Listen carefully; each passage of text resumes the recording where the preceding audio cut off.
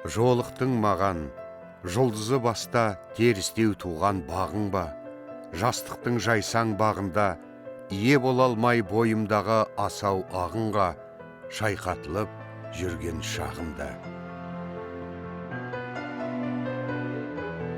Қазақтың көрнекті ақыны Жарасқан Әбдірашев өзінің сыршыл поэзиясымен оқырман қауымды тәнті еткен тұлға. Ақынның ұлы сезім алдында асау мінезі бірде биіктеп, бірде пәс болып аласұрып өмір кешетіні бар. Махаббат дейтін мәңгілік ұғымның адам жүрегінде өшпес естеліктерін қалдыратыны ғажап.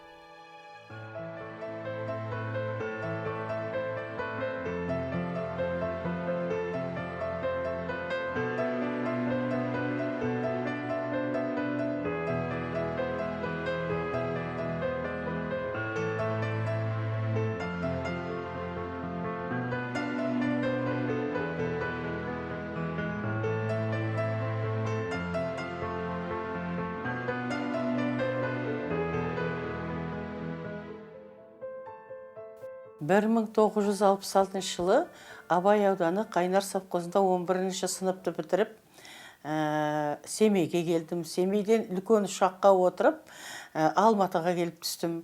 Алматыдан әуежайдан қазақтың о кезде жазушысы емес енді. Қазір қазақтың белгілі ұлы жазушыларының бірі Мұхтар Мағауин жездем қарсы алды. О кезде ол кісі аспирант қана еді. Жаңа қазақ әдебиеті газетінде сын бөлімін басқарып тұрған кезі. Соның жездеміз екеміз оның тұратын үйіне келдік. О кезде горный гигант деп атайды. Сол горный гигантта 2 бөлмелі үй пәтер жалдап тұрады екен. Апам үлкен қызы кішкентай үміттеген тұңғыштарыменен қайын жұртына кеткен. Сосын жездем екеміз күнде жұмысқа кетерде жездем соның алдында өз Алматыда сел болған. Бір 2 сөмкені тапсырады. Мынау сөмкеде құжаттарымыз жер сілкіне қалса, немесе сел бола қалса, мына сөмкені дейді да 2-ші сөмкені тағы көрсетеді. Мына 2-ші сөмкені алып далаға шығасың. Күнде солай айтады, бірақ 2-ші сөмкенің ішінде не бар екенін айтпайды. Ауылдан келген балауса қыз жұмбақ сумканың ішінде қандай сыр жатқанын білуге асығады. Бәлкім, жүректің қалауы сол сумканы ашпасына ерік бермегенде болар. Ішінде ғажайып сырлы, ғажайып мұңлы жыр жатпағанда, нәзік қыздың жүрегі дір етпес пе еді. Жездем жоқта әлгі сөмкенің біресе оң жағына шығам, біресе сол жағына шығам. Осының ішінде не бар деп әлгі құмарттым енді. Содан ойладым, көргенде тұрған не бар? Ішін ашып көре салайыншы деп, ішін ашсам 2 студенттік кітапшасы, содан кейін біраз қолмен жазылған өлеңдер бар екен. Жаңағы Алдам жарып дегеннің өлеңдерін оқып, онша тарта қоймады, ұйқасы да най қоймады. Өзім де аздап өлең жазатынмын о кезде. Жарасқан Әбдірашев дегеннің өлеңін оқып ем, Сыған саздары деген бір цикл бар екен. Оның Сыған саздарының басына эпиграф ретінде Пушкиннен «Цыганы шумную толпою по Бессарабии кочуют» деп орысша жазып қойыпты. Соны оқып шығып ем, қызықтырды мені. Сосын суретіне қарап ем, әп-әдемі жігіт екен. Сосын зачетный кітапшасына қарасам, Сүйіншәлиев деген профессордан 4 алыпты, қалған сабағының бәрінен 5 екен. Ол журналистика факультетінің 2-ші курсының студент екен. 2-ден 3-ке көшкен жылы ғой енді. Сөмкенің ішінде книжка бар екен. Банкіде жаңағы Жарасқан деген студенттің 92 рублей бар екен. О кезде рублей болады, теңге емес. Сосын бидеп қоям өзім. Ой, богатенький студент деп. Содан бір жаңадан киілмеген қыстық бәтеңке бар екен ішінде. Жаңағы бәтеңкені киіп алып әрлі-бері жүрем. 37-ші размер. Бұл не қылған жігіт аяғы кішкентай деп таң қалып, жаңағы бәтеңкені бәрін оқып алып орнына қойып қойдым. Кешкісін жездем келген кезде, бәлгі сүтке тиген мысықтай боп, жездеме бір қарайым, сөмкеге бір қарайым, бірақ жездем ештеңені байқаған жоқ. Сосын байқамағасын да көңілім орнына түсті енді. Сөйтіп болашақ жарыммен сөйтіп таныстым.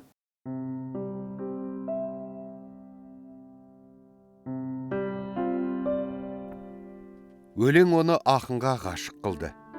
Өлеңі бір оққанда көңіліне қона кеткен, жыр иесін іздеп барып, бір көруді қыз жүрегі шын қалаған. Болашақ ақын мен ақынның болашақ жарын табыстырғанда ғажайып сырлы өлеңнің құдіреті шығар. Оқуға түскенден кейін жатақханаға барып, жаңағы 77-ші бөлмеде тұрады деген құжаттардың жанында бар екен қағазы. Сол жаңағы жарасқанды көргім келіп, әлде ғашық болып қалдым ба, енді онысын білмеймін. Әйтеуір құмарттым көруге. Сөйтіп жаңағы бөлменің алдынан олай бір өтем, бұлай бір өтем, бірақ жарасқанды көре алмадым. Сол кездегі студент жастардың көпшілігі әдеби ортаға ынтызар болып, ақын жазушылардың кітаптарын қолдан қолға тигізбей оқып жататын. Не дейін саған, не айталам, талай жыл іздеп таба алмай таутасты шарлап жүргенде, теңізден тапқан жақұтым, бейуақта келген бақытым, оралғаныма қайтадан орағытып ескен самалдай, озыпта кеткен уақытым. Сені көргенде сезінгенім мынау, суық емес екен мұз біткен, сені көргенде сезінгенім мынау, сұлу емес екен қыз біткен. Айтқаным махаббат бар екен дедім, ақын болмаппын бекермен, қайранда жүрегім нар екен дедім, қайғыңды сенің көтерген. Өлеңіне ғашық болған нәзік қыз, шабыты тасқындаған жас ақын жарасқанды, саңқылдаған даусымен мінбеде өлең оқығанда барып бірақ көреді.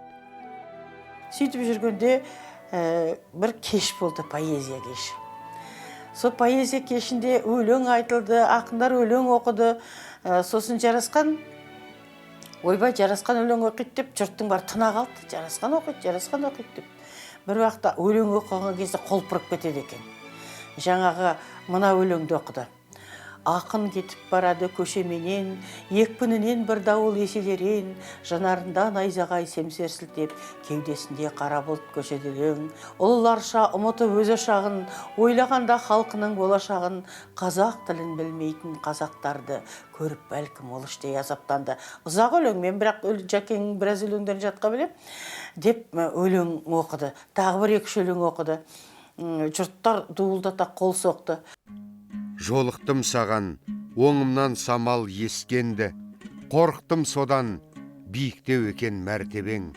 Ұмыттым бәрін, ұмыттым шулы кештерді, ұмытылды мына жарты әлем. Ақнақ едім біреудей, ақмақ едім ұлы сезімнің алдында, жаңыла бердім. Жазғаннан қанша жыр өнбей, өзімнен өзім адасып бәлкім қалдым ба. Дәл осы жыр кешінде жарасқанның жарқ еткен жанары нәзік қызға түседі. Бұл кездейсоқ кездесу сияқты болғанымен, ақынды бір көргенде ғашық еткен әдем қыз, оған өзінің асқақ та сұлу жырларындай болып елестеген шығар. Өлең оқырдың алдында Жәкең бір топ қыздармен отырдық. Мен өзім кішкене кербездеу, ешкімді менсінбейтін сондай қыз болдым. Бұрымым ұзын, кәдімгі әдемі, сұлу қыз болдым. Содан бір сары жігіт, беті безеу, үстінде бір көк жемпір бар, оның қолдан тігілген көйлегі бар, жағасының бір жағы ұзын, бір жағы қысқа. Келіп маған қарындас, сіз өлең жазасыз ба дейді маған. Жаңағы бүйтіп паңдана бүйтіп қарадым, жауап бермей. Ол қып-қызыл болып кетті, өзі сары екен. Қып-қызыл болып кетті де кетіп қалды. Сөйтсем ол жарасқан екен, баяғы құмартып жүрген жарасқаным. Ананы ұнатпай қалдым. Анау кетіп қалып еді, қыздар ду етіп күлді.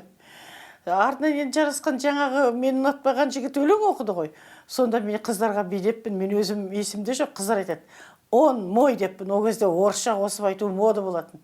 Он мой деппін ғой, сен он мой деп айттың дейді, мен үй деп айтқан жоқпын десем, қыздар қоймайды, үй деп айттың, біз естідік қой, енді екі үшеуміз өтірік айтпаймыз ғой, деп сөйтіп бір күлгеніміз бар. Бір көріп ғашық болған қыздың қасына баруға құдіреті жетпеді. Талай топты ортада жасындай жарқырап, жыр оқитын асау мінезді ақын бір сәтте арбалып қала берді. Жаңағы кештен кейін бір топ жігіттер кешкісін, енді өзі күз ғой, күздік киімдерімізді алуға тұрамыз, қолдарымызда жетонымызды сұрап алады да, жігіттер, бір топ жігіттер мені Горьнигатқа шығарып салады. Мен ойлаймын, осының бәрі ғашық па маған, бәрі неге шығарып салады деп. Сөйтсем, кейіннен білдім, ол Жарасқанның достары екен. Жарасқан маған жақындауға батыл жетпей, көшенің арғы шетімен жүріп отырады екен. Өмірдің ең тәтті бір естелігі алғашқы махаббат емес пе? Сыртынан аңсары ауып, ақ білегінен бір ұстауды арман етті. Сол ғашықтық сезім ақын дәптеріне күн сайын, тіпті сәт сайын өлең болып құйылып жатады. Бір күні читальный залдан шықсам, қатты жаңбыр жауып тұр екен. Қол шатырымды үйде ұмытып кетіппін. Енді шыға алмай, есіктен басым қылтитып қарап тұрсам, артымнан Жәкен келіп, қол шатырын ұстай қойды. Содан кейін мен шығарып салайын, қол шатырым бар ғой деп күлді. Жарайды, шығарып салыңыз дедім. Сосын жаңағы о кезде такси дегенді білмейміз, автобусқа отырып түстік, сосын біраз жер жүрдік, шығарып салды. Сосын өзі кеш батыңқырап қалды. Маған өзінің ғашық екенін бір-екі айдан бері мені сол шығарып сап жүргенін соны айтты. Сосын сіз ғашық болсаңыз да мен сізге ғашық емеспін ғой десем, күлді. Өзі еркін сөйлейді екен. Мен сіз десем, ол сен деп сөйлейді. Ғашық болмасаң боласың, деді маған. Сосын сөйтіп шығарып салды, мен түні бойы ұйықтай алмадым. Жаңағының айтқан сөздері, оқып берген өлеңдері, бір сондай өлеңді де жақсы оқиды екен, ырғақты. Енді түрі сондай бір керемет, сұлу болмағанмен, жаны сұлу адам еді. Жарасқан мен нәзік қол ұстасып бірге жүрген кезінде, ақынның болашақ жарына жазушы жездесі Мұхтар Мағауиннің үлкен ақылы болашағына темірқазық болды. Ақынға жар болудың оңай еместігін де ұғындырған сол ағасы. Мен де өзімде кішкене өлеңді жазып жүрдім, аздап түртіп. Ол неге ол өлеңді жазып жүргенімді айтып отырған себебім, сол Жәкеңнің менде хаттары бар, мен Целинаға кеткенде жазған, соны жездем оқып қойыпты. Жездем оқып қойып, ой, мынадай ақын жігітке пен жүріп жүр екенсің. Екі үлкен дәптерге жазылған өлеңдерімді аға бір-бір қарап шықты да, Мұхтар Мағауинді аға дейміз біз. Қарап шықты да, мынадай өлең жазған жігіттің бен қатар жүрсің, ақын болмай-ақ қой, осыған жағдай жаса сен. Одан да деді, жанып тұрған пешке менің екі пәленбай жыл жазған өлеңдерімді салып жіберді. Сағына соққан қос жүрек енді бір тағдырға айналды. Онда да баяғы сезім, баяғы ғашықтық от лауламаса сөнген жоқ. Кешегі еркелеп жүрген бұл ағыз енді ақынның жары болып, өмірдің ыстық суығын жарына білдірмей, бар жағдайын жасап отырады. Сөйтіп жүріп тойымыз болды. 3-ші ақпанда ресторанда Жарасқанның папасы, мамасы келді, менің әкем, шешем келді, ағам келді, Мұхтар Мағауин, Қадыр Мырзалиев. Сосын енді Қадыр Мырзалиев ағамыздың айтқан сөзі әлі есімде қалды. Мен естелік кітапта да жаздым оны. Сонда ол кісінің айтқан сөзі маған сол кезде ұнамады. Бірақ ол кісі өмірдің шындығын айтыпты. Нәзкен айналайын, менің төркінім мен нәзкен дейтін. Ал Жәкең сол кезде бір нәзік, қыз кезімде өте нәзік болған болуым керек. Енді ақын өтірік айтпайды ғой, маған нәзік деген ат қойды. Сосын бүкіл достары, әлі күнге шейін бүкіл әдеби қауымы, өнер қауымы мен нәзік дейді. Нәзігүл деген атымды білмейді, нәзкен деген атымды білмейді. Сосын жаңағы сол енді ана кісінің айтқан сөзі ол кезде ұнамады. Нәзіккен қалқам. Ақынға тұрмысқа шықсаң, ақын бір балаң болса, ақын екінші балаң. Екі бала болса, ақын үшінші балаң. Ақын өмір бойы бала болып өтеді. Соған шыдайсың, соған шыдаймын деп осы үлкен жолға түсіп отырсың. Жарасқан деген мықты ақын болады ертең. Қазір студент деп кәдімгідей сөйтіп ана кісі Жарасқанның өлеңдерін оқыған екен. Жарасқанның соның алдында радиода мен Ақбұлақтар деген өлеңін тыңдағам. Ақбұлақтар, алқынған ақбұлақтар, қазір көктем алдың жас шапқылақпал. Өте енді классикалық керемет өлең. Сол өлеңін ана кісі оқып берді. Мынадай өлең жазған адам жай ақын болмайды, ол мықты ақын болады деп айтты. Бірақ неге ол балаң деп айтады деп, біраз уақытқа шейін жас кезімде ренжіп жүрдім іштей. Сосын өмір деген сүре келе ол кісінің айтқаны шындық екен. Шында да ақын ең кішкентай балаң екен. Өмір бойы Жәкең халқына да еркелеп өтті, маған да еркелеп өтті.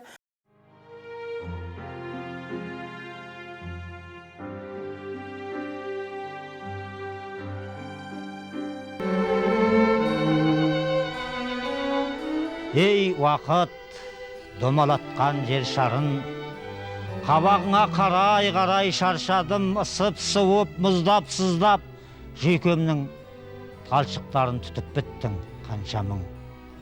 Сағатыңа бір сәткеде жоқтыным, саған бірдей аштығым мен тоқтығым, қылбырауда салсаң бірде тақымға, көкірегімде шыңғырады көп құлын, енді бірде шалқытып та тастырып, ессіз түссіз есіртесің мас қылып, енді бірде езіп тұрып еңсемді қайғыртасың қара таспен бастырып, енді бірде бұның қалай дегізбей, еркелейсің еншісі бір егіздей, енді бірде секіртесің сайтандай, енді бірде өкіртесің өгіздей. Табиғатпен бірге тудық, туылсақ, адаммын ғой, емеспін ғой қуыршақ, таныр едім мен сені, тыр жалаңаш қатар тұрып жуынсақ. Қазір сенде ықтияр бар, ырық бар, биле, күйле, жүгір, жүйткө, жүріп қал. Сен де маған кіріптарсың бәрібір, мен де саған болсам қандай кіріптар. Аптығасың, алдартыңды аңдамай, ашыласың, шашыласың таңдамай. Тірі кезде бағалай біл сен мені, тірі кезде бағаласам мен қалай. Мінезің бар, мінезіндей сайқалдың, жымқырасың аз ғұмырын бейқамның. Құнсыз болар күнің келер мен үшін, сол уақытта әуселеңді байқармын. Жарысқан Әбдірашев туралы талай аңыз тараған. Әдеби ортада замандастары ат айналып қазығын табат, жарасқан айналып нәзігін табат деп әзілдеседі. Мінезді ақынның жан дүниесіндегі бостандығы болмаса, асқақ өлең жазбас беді бәлкім. Үйіндегі жары тұрмыстың ұсақ тек күйбеңмен жанын мазаламады. Содан шығар кесек-кесек туындылар жазды. Өзіне бар жағдай жасап, еркелігін түсінген жарына нәзігүлім менің, нәзігім, өмірлік темір қазығым деп жыр арнады. Жездем айтты, нәзік, сен ақынға күйеуге шықтың. Сенің жаныңда отыратын болса, кешке шейін ол жақсы өлең жаза алмайды. Еркіндік бер, еркін жүрсін, ол мықты ақын деп жездем айтқаннан кейін мен Жәкеңе еркіндікті бердім. Сөйтіп енді еркіндікті бергеннен кейін ол деген жалпағанан бастып бір күні мына үйдің маңында өлең жазып жүргеннен кейін үйдің маңында кішкене жүріп қайтайыншы деп шығып кеткен ғой. Бір уақытта бір күн жоқ жарасқаным, 2 күн жоқ, жұмыстан да шығарып тастады. 3 күн жоқ, 4-3 күн звондап тұр. Нәзік, мен пәлен қаладамын. Сонда үйдің киімімен кеткен.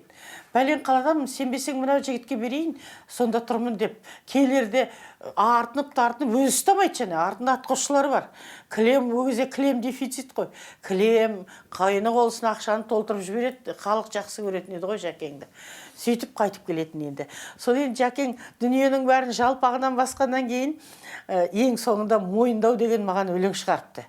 Сол мойындау деген өлеңін жазған жақсы болды да, әйтпесе енді менің де еңбегім бар ғой. Ол кәдімгідей омырауыма таққан медаль сияқты маған. Мойындау дейді. Қасыңда жүрсем қасқамын, алыста жүрсем басқамын. Жасаған күнәм жетерлік, кешір алсаң кеш жаным. Қасыңда жүрсем қағынам, алыста жүрсем сағынам. Айыбым бастан асады, ақталмағанда не қылам? Өзіңсің гүлім нәзігім, өмірлік темір қазығым. Ақылды мегер түсінсең, ақынмын осы жазығым.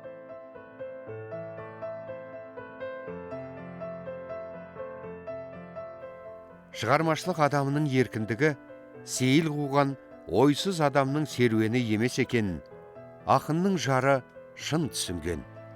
Қашанда ой үстінде жүретін ақын мінезі бірде алапат дауыл, бірде сәби бала сияқты. Бір күні 2-3 күн кейде жоқ болып кетеді ғой. Сосын 2-3 күннен кейін қолында бір алтын цепі бар, мынадай бүйтіп жаңағы алтынды көрсетеді бірінші үйге кіргізсін деп. Сөйтіп енді ондай қызық мінездері болады енді. Ол жаңағы Жәкең былай қарағанда момын, жуас адам сияқты көрінеді ғой. О кісі тентек. Ол ана жұрт ойлайды, мына нәзік тентек екен деп. Мен жолда қалам. О кісіден біз бәріміз қорқамыз. Әдеби ортадағы жігіттердің қорқатыны дұрыс шығар, өйткені сынап жазып тастайды ғой. Біз енді мінезі шатақ, айтқан істемесең шатақ. Ондай да бар. Ол шатақ болмаса пәленбай жанрда қалай жазады? Жарасқан Әбдірашев пен Нәзгүл Мергенбаева текті ұрпақ өсіріп, өмір жолдарында талай бақытты күндерін бірге өткізді. Алқалы топта арындаған ақын отбасында балаларының аяулы әкесі болып, бірге ойнап, өмірдің мәнін де ұғындыруға уақытын аямаған жан. Құдайға шүкір, жақсы балаларды тәрбиеледік деп есептеймін. Жәкеңде оған еңбегі қатысыңды. Ол қанша ақын болып, қанша еркін жүрсе де, үйге келгенде 1 сағат, 2 сағат балалармен ойнайтын еді. Үстіне мінгізіп алып, ат болып ойнайды. Немесе өзі бала кезінде ойыншық біз соғыстан кейін туған балаларымыз бізде ойыншық болмады ғой. Сол ана ойыншық алып келеді, бір гонорар, бірдем алған кезде сол ойыншықтарды бірге баласымен бірге ойнап, сол ойыншықты бірге сындыратын еді марқұм. Сосын командировкаға барғанда балаларына неше түрлі киімдер алып келеді.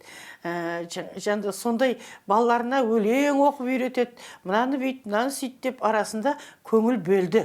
Бірақ Заман Қазақстан деген газетке интервью бергенде Жәкең бүйдепті. Балалардың қалай өскенін білмеймін. Мен балалардың тәрбиелеген жоқпын. Тәрбиелеген біздің үйдегі жеңгең деп.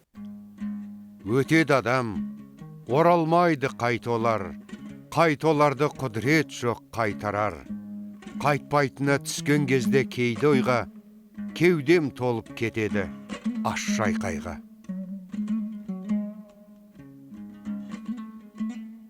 Жәкеңнің тағы да жазылмаған біраз дүниелері бар енді. Ең алғаш кезде ол әңгімелер жазды, сын мақалалар көп жазды, эпиграммалар жазды.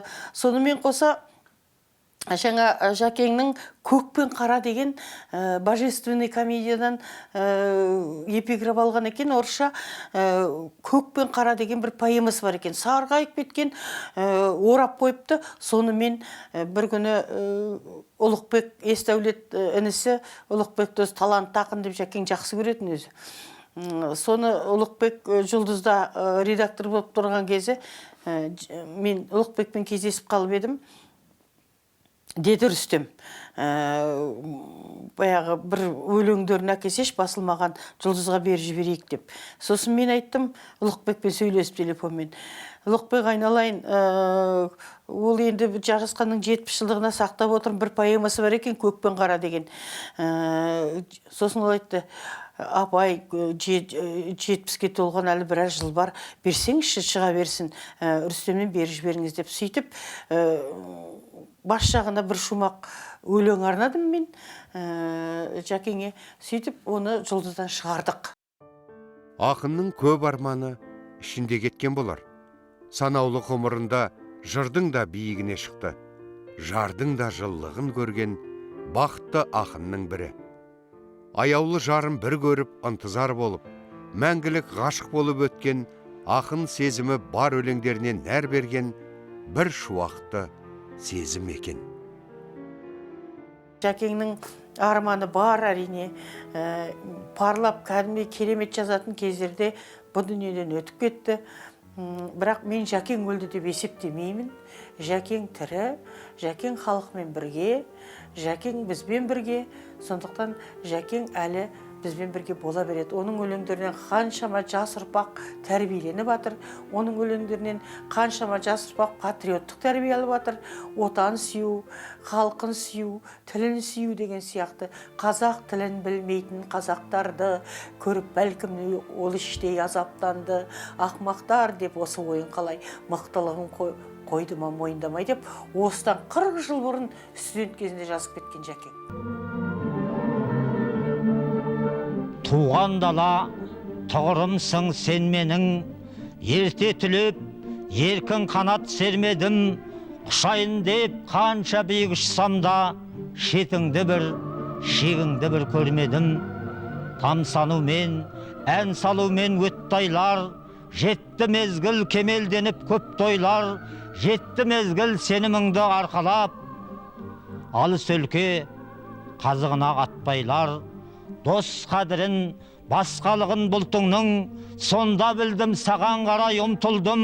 Тулай тасып түкпірінен кеудемнің, түрегелдің, теңіз болып бұлқындың. Неткен бақыт, соның өзі неткенсің, аластарды асқақтаған көкпеншің.